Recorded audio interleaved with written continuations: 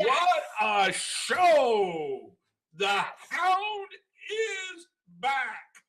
I told you, and just for the record, for all of those people that think I have the inside scoop, these are from my gut. These are intuitions that I just feel like I kind of hope this happens because we never really saw that guy die, and I called it, and this is like my third prediction that has come true, and I'm very happy about it.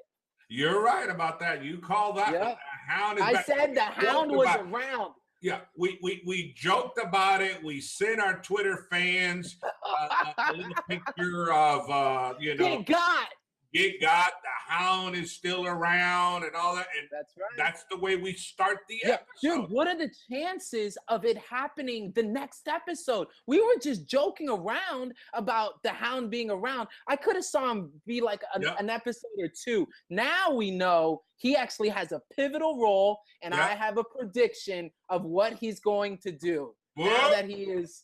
All right, I'll wait. All right, let's go in our first segment of what happened. Give us a recap of what's going on this particular episode. All right, well, to kick it off is the Hound is back. I'm excited to say that I called it.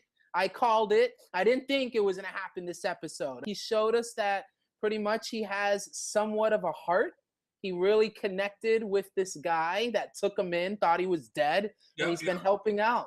And that guy happens to be, didn't you say he had the same, what was that on his? To be some kind of like a priest or something, but not with the formalities of the garb and stuff like that, but something interesting. If you notice on this, on this particular individual, his medallion was the same symbol as the High Sparrow. Oh, the High Sparrow. Yes. Yeah. Well, they were religious. They were building some sort of temple or something. Yeah, but there was a distinction between the two in that the High Sparrow believes in, violence, control and all this good stuff, whereas this other guy was more of the peaceful side of this particular religion and, finding your inner being and all that good stuff. They got into, if you notice, they got into a big conversation with him and Hound about, what are you here? What's your mission? And the Hound was saying, what I want to know is, why haven't I been punished by the gods? And so then the priest would say, how do you know you have been punished? And so it came back and forth. And I think the Hound is trying to lay low. After the Hound, we on our recap, we also have Jon Snow trying to get some support and commitment because he's still. Here's the funny thing: Jon Snow wants to go in war with Ramsay, right? Because he wants to get that castle back, Winterfell. He wants to get it back. Yeah. In the process, they're trying to get all this different commitment. He got the commitment of the Wildings. He went to another place, and I can't remember now the name, where this girl was the queen, the little girl. Yeah, and he got... Dude, who was that? Yeah, right? And he got 62 people, 62 soldiers on that. So that was kind of tough. I have a lot of respect for that girl. Let me just bring something here, Richie. The name of this episode is called The Broken Man. The Broken Man. It's called The Broken Man. That's right. And when you think about the name of this episode, and you think about who is the broken man here, right? I mean, we could easily, now that we're talking, we can easily say that the Hound is the broken man. Yeah. Because, I mean, he's been left for dead. Right. He thought he was doing something, and now he's not. He just now he has a mission. Right. Right. We could even maybe pin that title of the broken man, even maybe to Jon Snow. Because, remember Jon Snow, when he came back from dead, he said, what did I accomplish? I accomplished nothing. I actually, I didn't even get to do what I wanted to, what am I even here? I mean, he was really broken. So we can almost get to that. Yep. Remember, Reek. Yes, that the reek. I mean, talking about being a broken man, dude. That's This right. guy was broken man all the way through. Yes. Yes. Where his sister is telling him, dude, I need the old Theon. All right. That's right. That's right. I don't need this person. I need this guy. Can you Now drink. exactly? You know, Now so drink. we can almost call that. Then we can even maybe pin that title also to Jamie. You know, so Jamie could have been broken in that he thought he was going to rescue the queen. He comes to find out that his own son has gone against him, and then his son kicked him out of the kingdom, right? Wow. And so, you know, he's lost all his authority and all his powers. I mean, we could almost say that's a broken man, right? That's right. That's right. Dude, I mean, there is so many different phases to this of this broken man title.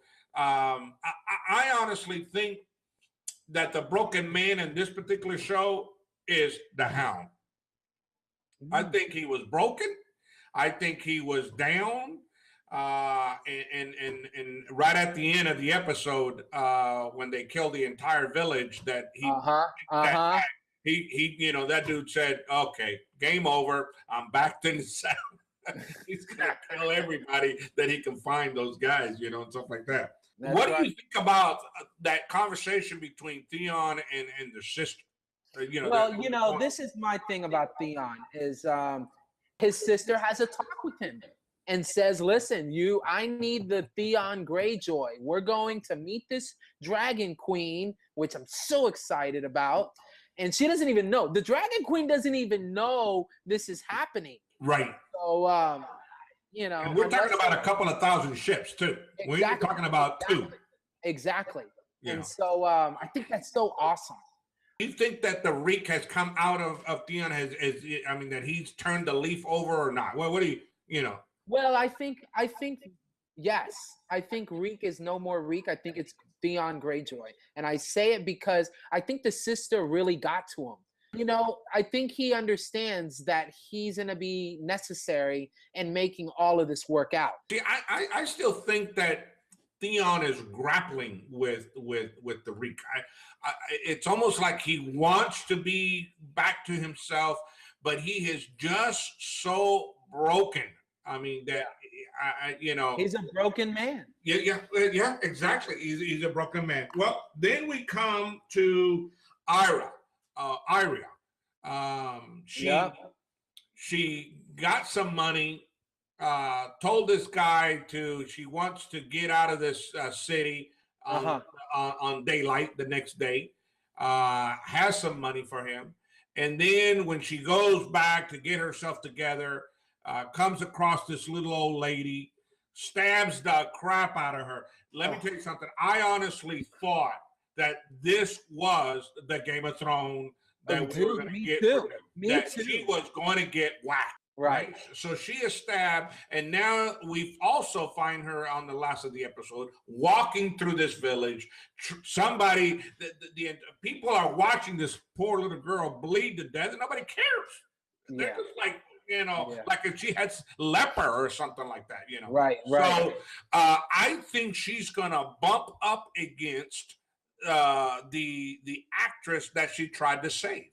My old little saying of what goes around comes around. Ira tried to save her, so now it's her turn to reciprocate, and she's going to save Ira. Maybe the many-faced God has pity on her and gives her a face.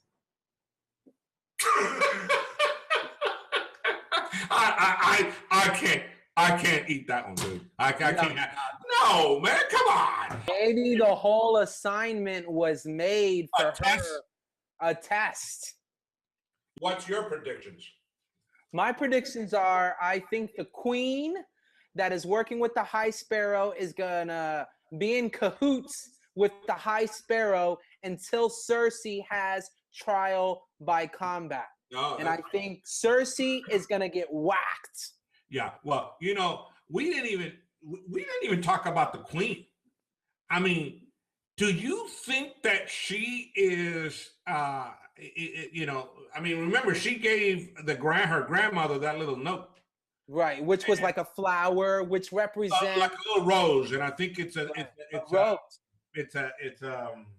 an indication of where they live or where they I don't know. I think the Game of Thrones writers want us to believe that she is not in cahoot with the High Sparrow, that she is playing them, that she is playing the High Sparrow for all he's got. I honestly think that the Queen has alternative motives, and she wants to stay in with the High Sparrow all the way through until Cersei gets whacked off. I quite honestly would like the king to get whacked off, and then we keep Cersei, because Cersei has a really cool character. She's like serious and like, she's like our Joffrey in a way. Yeah, but I think unless this next episode gets a little riled up, I think we've lost our mission with Cersei. I think that there's no more, so I think it would be more interesting for Jaime to come back and fight the king, which happens to be his son. That would be more interesting. Wow. Because let's just say that the queen does whack Cersei out, right? Can you imagine how Jaime would feel knowing that her own son allowed to have his mom executed? Whack Jaime and keep Cersei. Jaime is a loser. Well, I have to agree with you on that one, because remember when Jaime and the Blackfish King, had a little conversation? Serious conversation. That was intense. The Black King basically insulted, and when Jaime said, well, why did you come out and talk to me anyway if you knew that you weren't going to give in? So I just wanted to see what kind of man you are, and I'm disappointed. Dude, that is a slap in the face. I mean, big time. What do you think is going to happen next episode? We know that Hound is going to go in there in a killing spree. Yes. Prediction-wise, Cersei gets killed. Remember I said it will be the Night King, Jon Snow, and the Dragon Queen at the end of the whole entire... The War of Worlds. The War of Worlds, right. And that is going to be a clash we can't wait to see. But, hey, Dad, there's really only one question, Do you get God? Get God! Get God! What? Do you get God? Do you get God? Get God? Yeah. That's right. Get God! Get God! Woo! Yeah. All right, I love you, Dad. All right, son. You have a good one. See you on the next one.